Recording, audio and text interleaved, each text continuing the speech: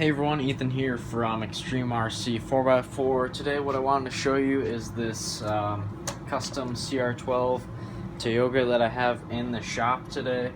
This is the first time I've really gotten to have my hands on the Tioga version of the CR12, although I have messed with the Ford F-150 version since the day that they were released to the public, I guess, since I had a pre-order.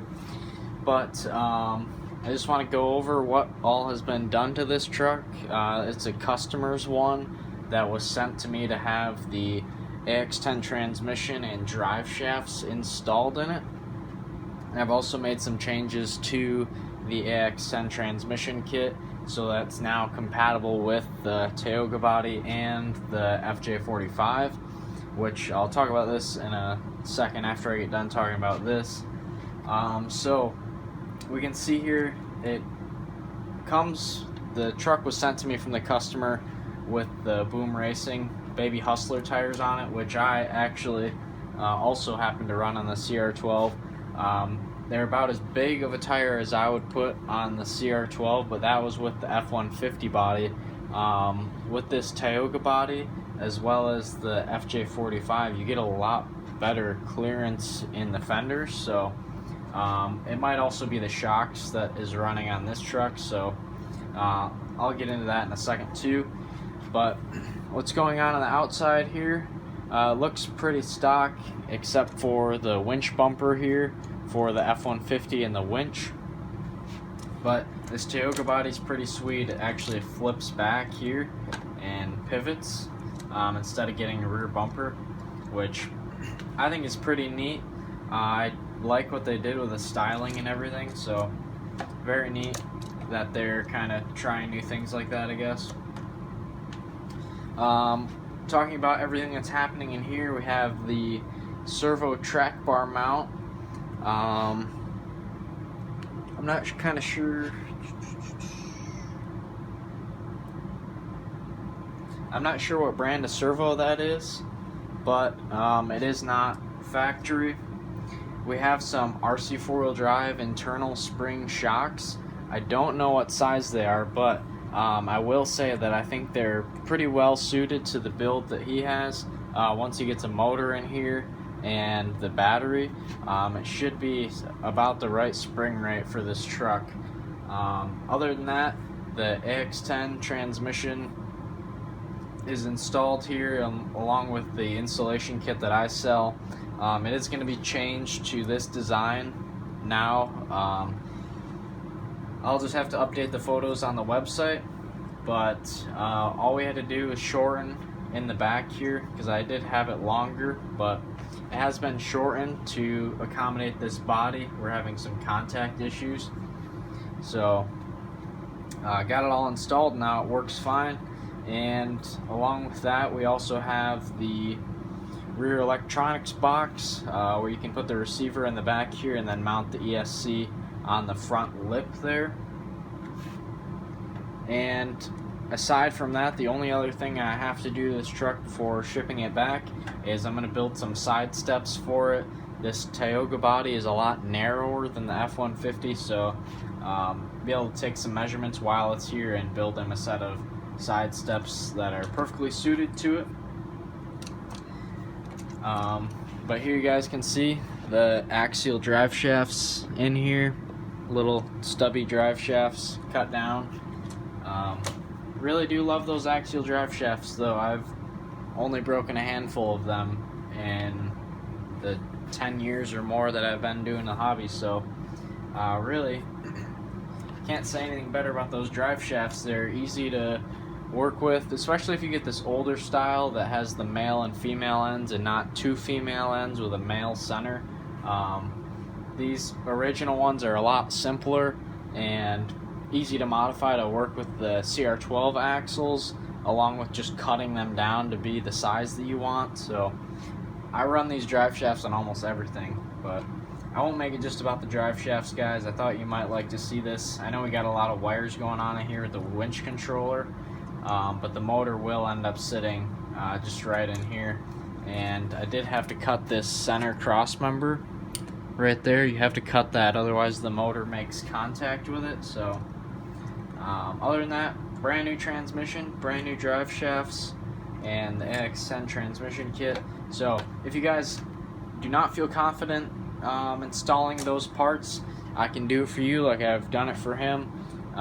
It's easy for me to do, but I understand if you're just getting into the hobby how some of that stuff can be a little challenging. So if you need anything done, let me know. I also have a TRX4 Power Wagon build coming in the next week. I'm going to try and film for you guys. A customer sending the truck out to me, and I'm going to get some bodies trimmed, as well as adapting the TRX4 chassis to fit the Power Wagon body like I had to do to mine. So another CR12 project I'm working on, I had a customer contact me and ask about doing a flatbed or truggy style cage to the FJ45. So I just ordered up one of these FJ45 bodies so that I could kind of get all the measurements off of it. It's pretty difficult to get accurate measurements from people. It's a lot easier to have something you can hold in your hand and test.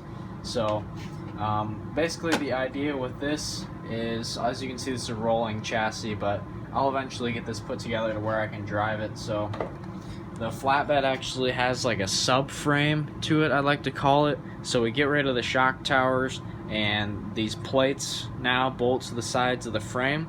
Your shocks now bolt to the flatbed, and then I have 4 threaded holes on the back side of this flatbed.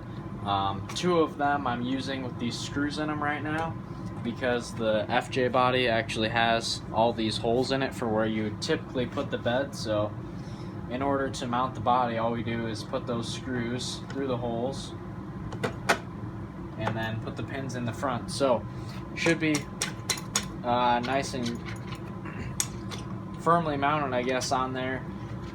I'm not too worried about the screws cracking the body, just because there is 4 of them, and along with the fact that these are pretty light trucks and the aluminum flatbed really doesn't add a whole lot of weight to it. This is just a basic version. This customer just wanted a basic one, but I'm also going to be building some that have some sides on it, so I'll make a separate video when I get to that point. But I do have some cool little lights that are going to go back here. I have to finish brazing this one. I just wanted to see how it would look on the chassis. So yeah, just a quick update for you guys, what's going on with the CR12s. It's really been crazy for me, just all this work that's somehow coming to me after the coronavirus, and seeing a lot of new people in the CR12 Facebook group. If you're not on there, a lot of us hang out there and ask questions, answer questions, all sorts of nonsense like that.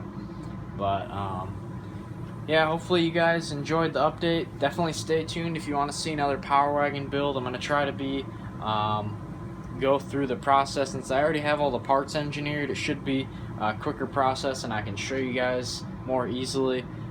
Instead of when I was working on my truck, kind of had to stop and engineer everything. So should be a lot quicker to do that one for him, and hopefully you guys will get to see that too. Quick reminder, if you are looking for CR12 parts, I do have a limited stock of powder coated bumpers left. This is actually everything I have from that big parts run. That last video, not the last one, but the one before that, the video of making all these bumpers. So I have 1 stinger bumper for the FJ body or the Tioga. I think it fits the FJ the best though. Only have 1 of those left, but they sold out pretty quick. I have 1 FJ45 rear bumper for if you're running the bed. I have 2 rear bumpers for the F150 body, and I have 2 of these front bumpers that are designed for the F150, but pretty sure they'll also work for the Tioga. Actually they will, because it's the same design as this winch bumper, so it'll work for the Tioga, and it will also work for the FJ45 if you're not going for that narrow stinger bumper. So just wanted to let you guys know. Appreciate you all watching the videos. Hopefully going to be getting back into it slowly. Just really busy lately, so I will keep you guys updated when I get these flatbeds closer. I think this is the latest project you really have going on with the CR12s, and not a lot of new stuff besides these FJ45 bumpers. And as always, if you're not following me on Instagram or Facebook, usually I will post new parts on Facebook as soon as they go live to my Extreme RC 4x4 page.